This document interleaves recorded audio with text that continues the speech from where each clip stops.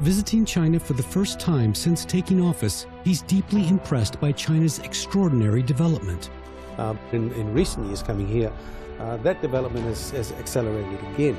During his stay, he visited Shanghai, Qingdao, and Harbin, and says he looks forward to deepening the comprehensive strategic partnership between the two countries. Each one of the site visits that we've been to, and even here, have been critical in laying the groundwork, if you like, or planting the seeds for future collaboration. He remarks that peace and development remain the greatest aspirations of Pacific Island nations. We like to be seen as an area of collaboration and cooperation. Prime Minister of the Cook Islands, Mark Brown, sat down for an exclusive interview with Leaders Talk. Stay tuned.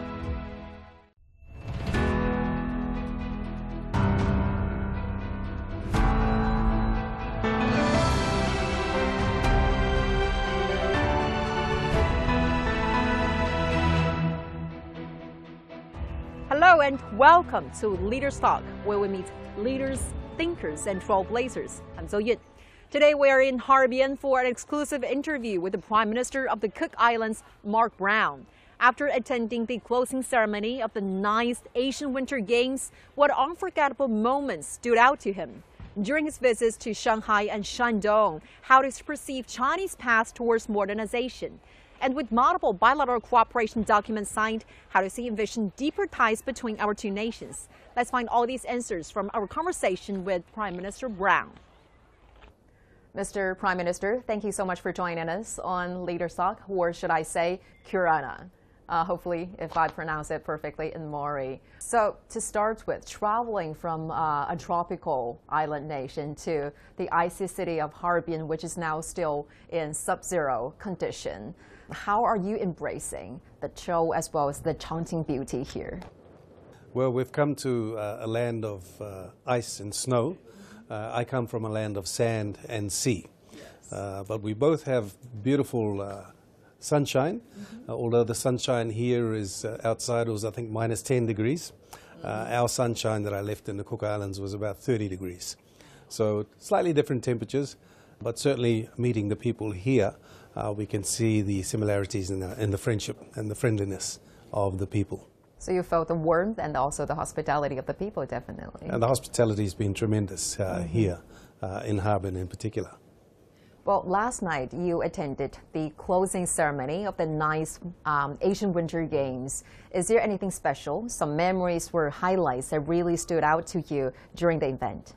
Well, we were there for the closing ceremony, and I thought this is the first time I've been to a Winter Games of any type. And I thought the closing ceremony was a beautiful production that combined technology with the theatrical performances of each of the groups that were part of the closing ceremony.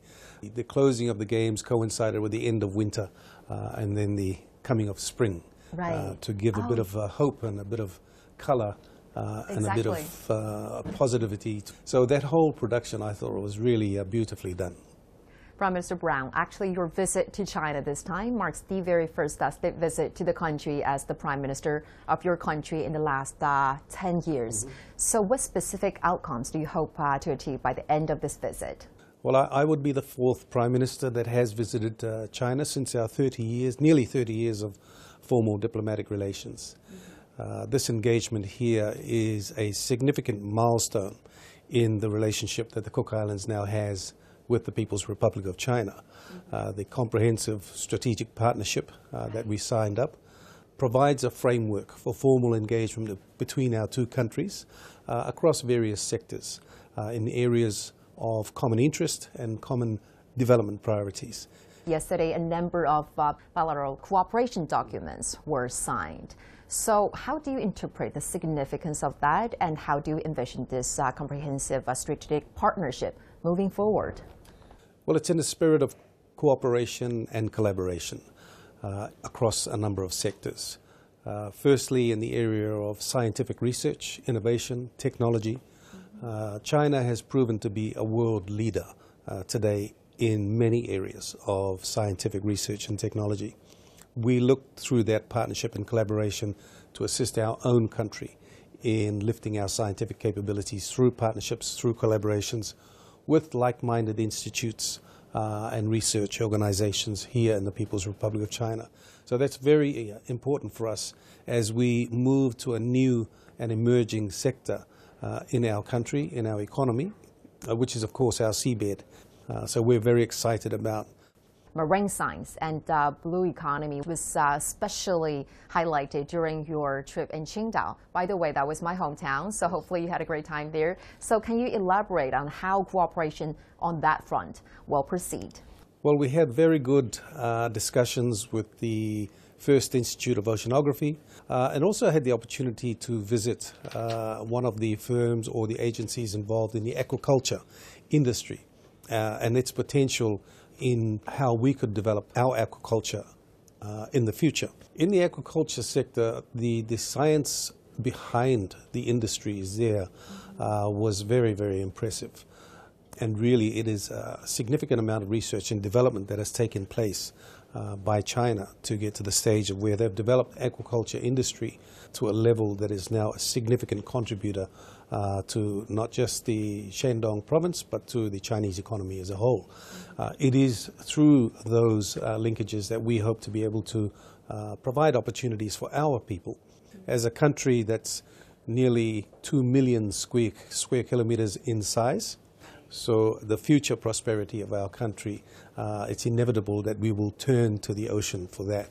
In terms of the developments of the country, which part do you feel kind of inspirational and helpful to the development of your country? Oh, I think each one of those visits in each of the cities plays a key role in development that we're looking at, particularly around the science and research area, the technology transfer area. The ocean simulator pool at the Shanghai University, one of only 3 in the world, but this is the largest one. And the type of work that they can do in simulating ocean conditions, whether it be for things like platforms for ships, for ocean farms, aquaculture farms, those sorts of things, is going to play a significant role for a country like us who is an ocean country. So each one of the site visits that we've been to, and even here in Harbin, have been critical in laying the groundwork, if you like, or planting the seeds for future collaboration. And we hope to harvest the fruits of those seeds together in the coming months and in the coming years. And I look forward to producing my vlog here in Harbin, and I'll be posting it to our people back home. So I'm going to be rugged up in a polar bear outfit in the snow, and I want to do the interview, well, my vlog. It's basically to let our people know that when I do come back home, which will be on Sunday, that I will be in a position to explain to them the outcomes of our visit here. As his trip to China neared its end, Prime Minister Brown fulfilled a long-held wish and visited Harbin. He shared a video of this moment on social media. In 1997, was signed a to Korinomotu Pirianga Pasiri Kuki Irony at the Tinto. The Mara one tato Itawator in 1997, Kotomo Tato Pasiri, Naruto Tayo Tumatitang. Kotomo may Atinto, the Toturi Tato, Itaya Kuruanga Tato in Nor, Tatato Imato, Tatato Maramane Itiatuato. The vast snowy landscape set the backdrop for Prime Minister Brown's enthusiasm during his visit to China. In that video, he reflected on the 28 years of friendship and cooperation between the two countries since the establishment of diplomatic ties. And he recounted his visits to Shanghai, Qingdao, Harbin, and other cities, expressing his anticipation for further strengthening the comprehensive strategic partnership between the two nations. Mr. Prime Minister, you first visited China over 2 decades ago, and then in 2019, and then this time again. So what part of the changes and developments about the country that are really impressive to you? I recall, yes, 25 years ago when I was here, a lot more people were using push bikes back then. Bicycles on the streets, yes. Bicycles than cars. And of course, when I came back later, a lot more developed the country has become. But in recent years coming here, that development has accelerated again. And we see now a huge advent of electric vehicles, the new train systems that are being used at high-speed rail. The transportation networks are very, very modern. The advent of things like artificial intelligence, the technology that is now available and being developed here in China, it is a remarkable growth in the approaches and the use of technology today. Prime Minister Brown, respect is the cornerstone of China's policy towards its relations with the Pacific Island countries, and Chinese President Xi Jinping has emphasized that China fully respects the sovereignty and dependence of these nations, their development aspiration, cultural tradition, as well as the efforts to seek strength through unity. So how do you understand the significance of this policy? As a small country, we've always valued the respect that the People's Republic of China has afforded to the Cook Islands since our signing of our formal diplomatic relations. And it is that respect of our sovereignty as a state that has no doubt also encouraged other countries to establish their formal relations with the Cook Islands. So that respect, as you called it, that is afforded to other countries is certainly one that we are very appreciative of, and certainly one that we return in same regard. Respect between countries, regardless of how large or how small they are, is a fundamental cornerstone of good relationships, building good relationships between our countries.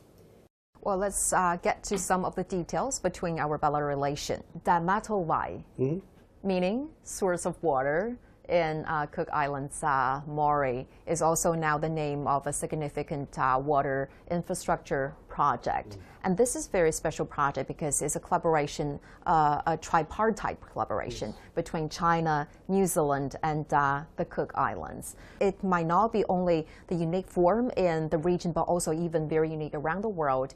And in what way has this project improved the livelihood of the local communities? It was a first of its kind in the world, where China, with the Cook Islands, partnered with New Zealand as a third partner to be able to achieve the outcomes of this particular project, which was to upgrade the water system on the island of Rarotonga, the main island of the Cook Islands, a system which had been in place for nearly 100 years and obviously needed upgrading. By collaborating as three nations in this particular project, we were able to share and spread the cost of the development amongst the three countries. But it was an important project for us simply because the old water system, when it was periods of heavy rain, you would have muddy water coming through the taps. When we had periods of long dry seasons, there would be nothing coming through the taps. That project, I would say, has provided a huge increase in the quality of water that is now provided around the island. So when it does rain now, the water is still maintained clean because of the intake system we have with filtration, the cleaning of water, the removal of debris from the water that comes through our taps. This was the largest infrastructure project that we had entered into since the construction of our international airport. So it's a significant project. It provides one of the basic necessities, not just for life, but also for economic development, and that is good, clean water supply. So it is a project that, in our minds, was very successful. There's a win-win-win. Win-win-win, yeah, that's right. And why are you so aware of the so specific details about this project? Well, I was the Minister of Finance. I am still the Minister of Finance, but I was also the Minister responsible for the completion of this particular project. So I was quite intimately involved and aware of the details of the project itself. Well, Prime Minister Brown, I want to show you some photos. You might recognize this is a local school. Yes. Right? It's the Api Nikko School, built with Chinese assistance. Actually, this school was first burned down by fire. And at the time, the students, they have no classrooms. They have to have classes under big trees and run to auditorium during raining season. That's right. And the Chinese company helped rebuild this project, and the entire project was finished within 8 months or so. Very, very efficient. And now I don't know whether you're aware that the school has been called Ni Hao School by locals, and Ni Hao means hello. Yes, in Mandarin. And how do you think this school has impacted the education system in the country? Well, the school, as you pointed out, Nikao School, Api Nikao School, that was my school when I first went to school. I noticed that. I'm going to ask you as a young boy when I first started school. Right. So it has special significance for me as well. But again, this was another example of our close relationship with China.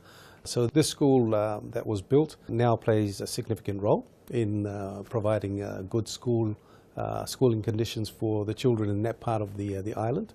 And the way that it's been constructed is certainly very sturdy building because it's right near the ocean. And this is a part of the island that when we do have tropical storm or cyclone, the sea does come over the shore, over the road, and can come across into the school as well. So its construction that I saw was done in a way to be able to withstand very strong winds and also to withstand any sea surge that might come up and reach the school. Did you get a chance to visit the school after the rebuilding of it? Yes, we were there for the opening of the school. Go back to those good days, or how does it feel when when you see the renovation of this brand new school? Yeah, it was fantastic. I enjoyed it. There's now 2 schools that have combined to be in this one school. So it is now forming one of the larger schools, primary schools on the island. But it was, yes, certainly brought back a lot of memories. Yes.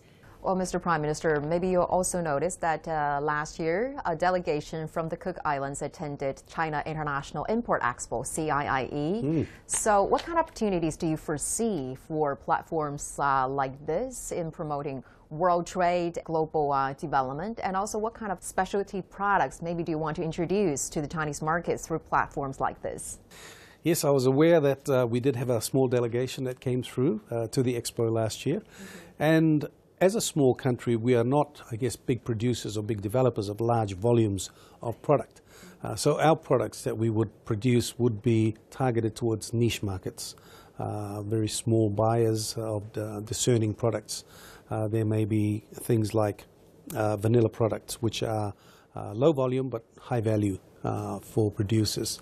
Of course, our black pearl products are, again, very low volumes, but for the very discerning buyer, and other such products. So these are the opportunities, I guess, that we would look at for our people, our young entrepreneurs, to be able to be part of this Chinese market.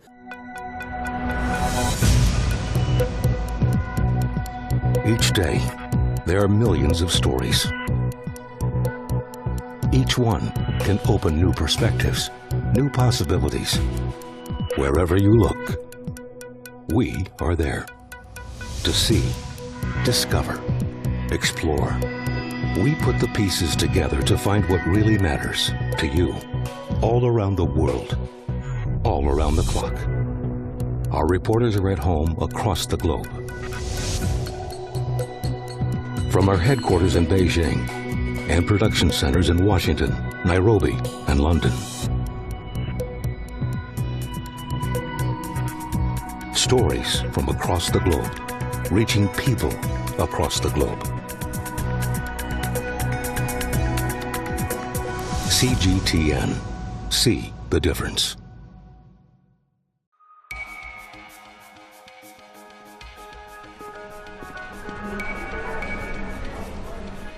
You're watching breaking news on CGTN.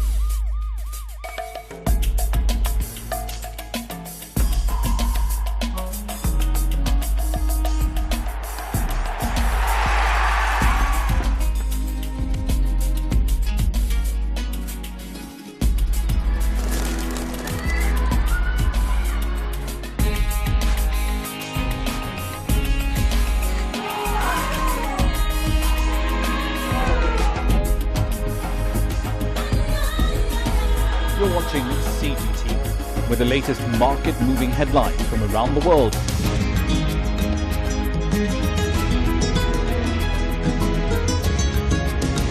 Welcome to the world today on CGTN.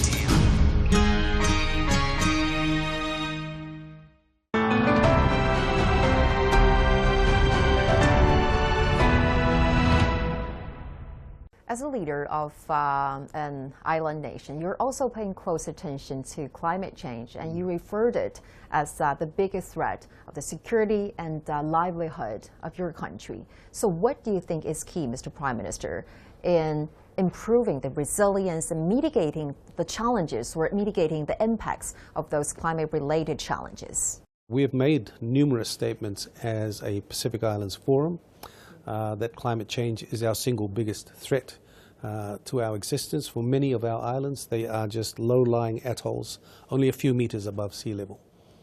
So the reality of increased storm surges that wash across our islands, the threat of coastal erosion and sea level rise, these are not just threats, these are everyday occurrences that many of our countries face. What's important for us is, if this is going to happen, how do we build resilience against the impacts of climate change? How do we strengthen things like foreshore development to make sure that our lands are not washed away?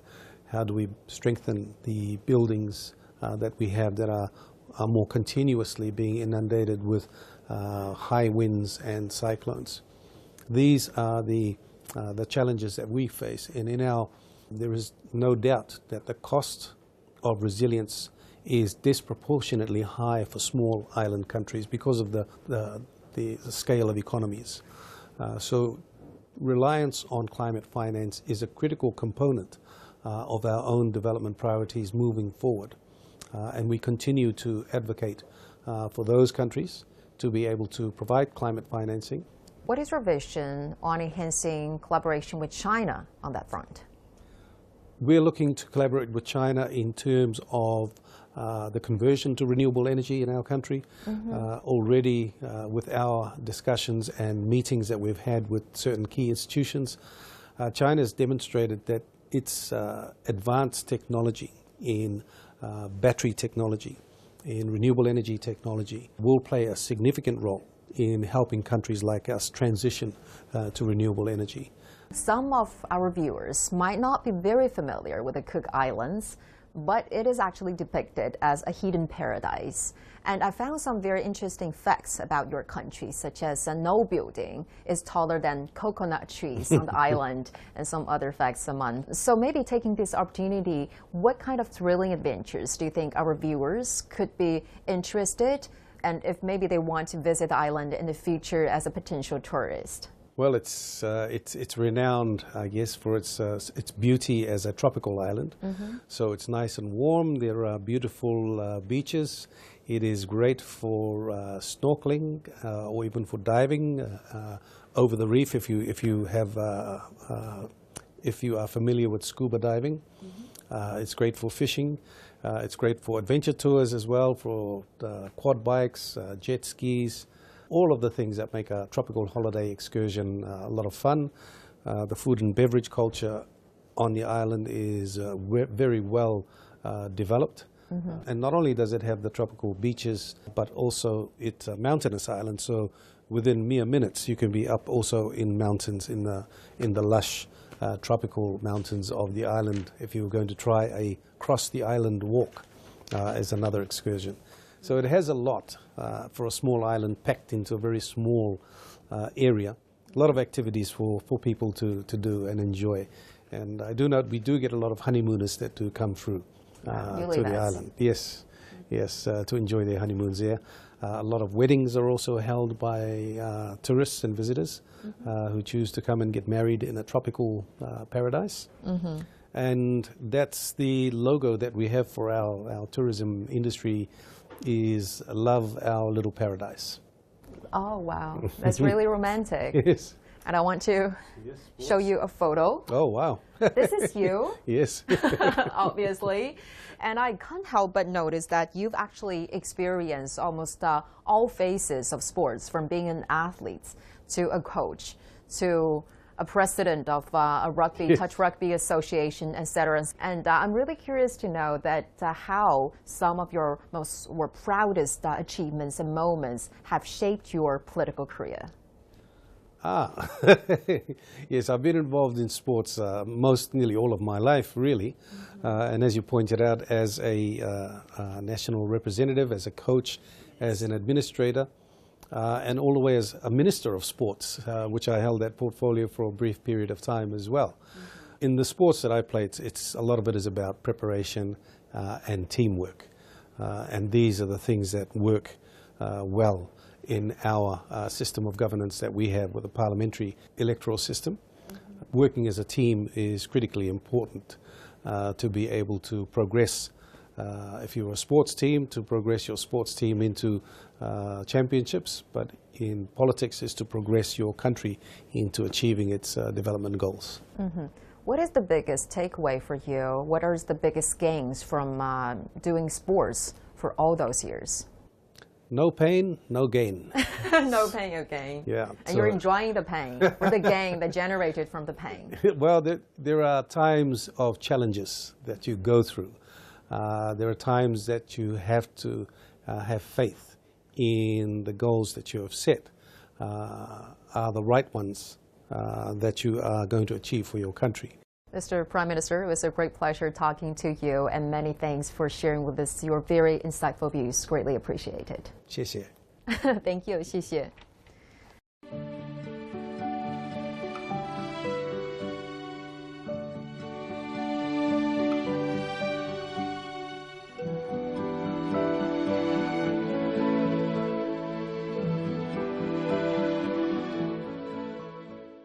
During the interview, Prime Minister Brown enthusiastically shared his experiences in Shanghai, Qingdao, and Harbin, praising China's modernization achievements. He reaffirmed the long-standing mutual respect between our two nations and expressed gratitude for China's support. Looking ahead, he hopes to push for the sustained, in-depth development of bilateral comprehensive strategic partnership. With that, we're going to wrap up this edition of Leaders Talk. I'm Zhou Yun reporting live from Harbin. Thank you for watching and see you next time.